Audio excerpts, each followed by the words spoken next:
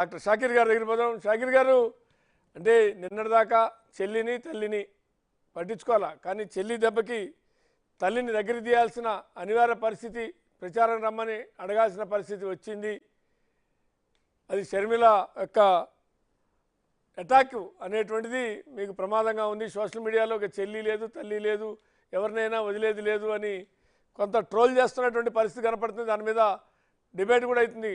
కొంత అంటే ఇంటి పేరు మార్చేశారు, ఆమె ఇంటి పేరు ఆమె అది కాదన్నారు, ఆమె లోకల్ కాదంటున్నారు, నాన్ లోకల్ అంటున్నారు, తెలంగాణ అంటున్నారు. ఇట్లా చాలా చాలా అటాకింగ్, అంటే ఎక్కడో ఒక చోట భయపడుతున్నట్టేగా. ఒప్పుకుంటారా ఒప్పుకోరా? శ్రీనివాస్ గారు, ముందుగా మీకు, అదేవిధంగా ప్యానెల్లో ఉన్నటువంటి పెద్దలకు, మిత్రులకు, అదేవిధంగా బిగ్ న్యూస్ ప్రేక్షకులకు శుభ సాయంత్రం.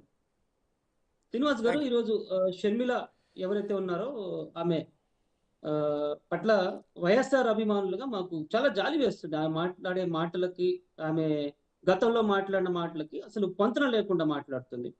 ఆమె మాట్లాడే మాటలు నిజంగా రాజశేఖర రెడ్డి గారి ఆత్మ ఎంత క్షోభిస్తుందో ఆంధ్ర రాష్ట్రంలో ఉన్నటువంటి, కేవలం ఆంధ్ర రాష్ట్రమే కాదు తెలంగాణలో కూడా ఉన్నటువంటి వైఎస్ఆర్ అభిమానులు ఈరోజు జీర్ణించుకోలేకపోతున్నారు. గతంలో షర్మిల ఏమన్నారు? కాంగ్రెస్ పార్టీ గురించి తెలంగాణలో వైఎస్ఆర్టీపీ పార్టీ పెట్టినప్పుడు చాలా క్లియర్ గా చెప్పారు. కాంగ్రెస్ పార్టీ వైఎస్ఆర్ గారిని ఎఫ్ఐఆర్ లో పేరు చేర్చారు, ఒక దొంగగా చూపించారు. కాంగ్రెస్ పార్టీ మాకు ద్రోహం చేసిన పార్టీ వైఎస్ఆర్ కుటుంబానికి చాలా క్లియర్ గా చెప్పారు. సొంతంగా మేము పోటీ చేస్తామన్నారు, 119 స్థానాల్లో పోటీ చేస్తామన్నారు. తర్వాత 87 స్థానాలకు వెళ్ళారు. చివరిలో కాంగ్రెస్ పార్టీకి మద్దతు పలికారు. సరే, కాంగ్రెస్ పార్టీకి మద్దతు పలికారు. దాని తర్వాత కాంగ్రెస్ పార్టీ తెలంగాణలో గెలిచింది. గెలిచిన తర్వాత కూడా షర్మిల ఏమన్నారు? నా వల్ల తెలంగాణలో కాంగ్రెస్ పార్టీ గెలిచింది, నేనే గెలిపించాను అని చెప్పారు.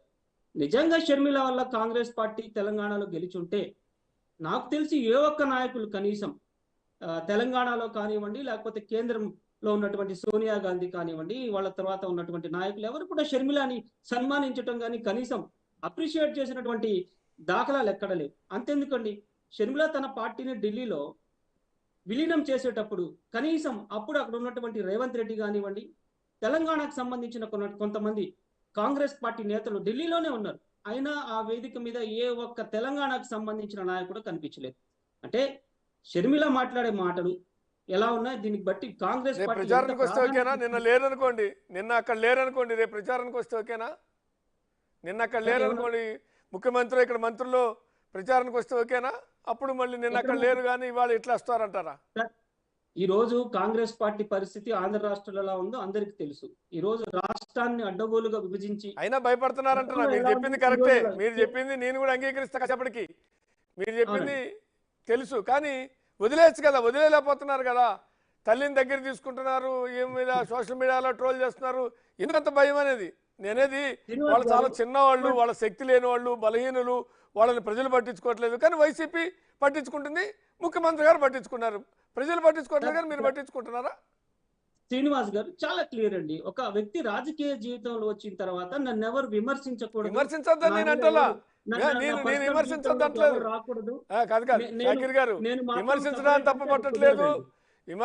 తప్పపట్టట్లేదు. మీరు రెండు కాంట్రడిక్ట్ స్టేట్మెంట్లు ఉన్నాయి. మీరంటే మీరేనే కాదు, మీ నాయకులు. అసలు ఇక ఆ పార్టీకి జీరో, ఇక్కడ ప్రజలు ఎవరు వాటిని పట్టించుకోవట్లేదు, ప్రజలు అసలు వాళ్ళకి గుర్తింపు లేదు, అసలు అది భూస్థాపితం అయిపోయింది, వాళ్ళు అడ్డగోలుగా చీల్చారు అంటున్నారు. కానీ మళ్ళీ షర్మిల మీద అటాకింగ్ మాత్రం అదే స్థాయిలో అటాకింగ్ చేస్తున్నారు, సోషల్ మీడియాలో ట్రోల్ చేస్తున్నారు అన్నప్పుడు ఎట్లా చూడాలి దీన్ని? ఒక పక్కన భయం, ఒక పక్కన లైట్ తీసుకుందాం, రెండు ప్రయాణం చేస్తున్నట్టుందిగా మీ మనసుల్లో. శ్రీనివాస్ గారు, ఇక్కడ పరిపాలన ఎలా జరుగుతుందో ఆంధ్ర రాష్ట్ర ప్రజలందరికీ తెలుసు. ఆంధ్ర రాష్ట్ర ప్రజలు చాలా విఘ్నులు. ఈ రోజు ట్రోలింగ్ కి షర్మిల గారు గురవుతున్నారంటే కేవలం వైఎస్ఆర్సీపీ సోషల్ మీడియానే కాదు, ఆంధ్ర రాష్ట్రంలో ఉన్నటువంటి కంపల్సరీ. ఎందుకంటే ఇప్పుడు ఈ రోజు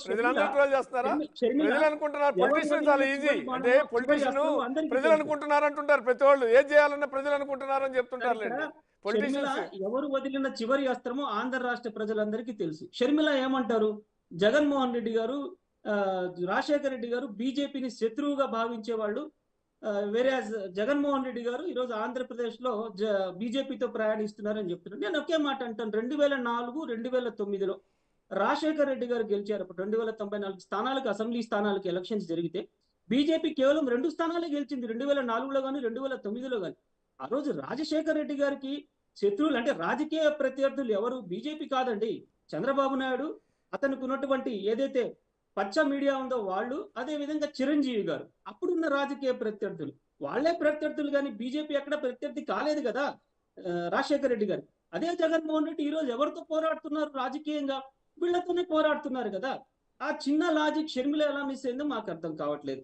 ఇది షర్మిల ఏంటంటే ఒక స్క్రిప్ట్ రాసేసి కాంగ్రెస్ పార్టీ ఒక డోలు వేసేస్తే మెడలో వాయించుకుంటూ అభివృద్ధి ఇక్కడ జరిగిన సంక్షేమం చూడకుండా మాట్లాడుతుంటే ఇక్కడ ఎవరు ఆంధ్ర రాష్ట్ర ప్రజలు ఎవరు గమ్మవ కూర్చోరు కదా. ఇక్కడ సీఎం గారు ఏం చెప్పాల్సిన అవసరం లేదు. ఆమె చేసే ప్రతి ఏదైతే దుష్ప్రచారం ఉందో, ఏదైతే తెలుగుదేశం పార్టీ కానీ ముసుగులో ఉన్నటువంటి కాంగ్రెస్ పార్టీ వీళ్ళందరూ ఏదైతే దుష్ప్రచారాలు చేస్తున్నారో వాడిని తిప్పికొట్టే అవసరం కూడా ఈ రోజు ఆంధ్ర రాష్ట్రంలో ఉన్నటువంటి ప్రతి పౌరుడి మీద ఉంది. దానిలో భాగంగానే ఆ మీద విమర్శలు సంధిస్తున్నాము, సద్విమర్శలే చేస్తున్నాం మేము.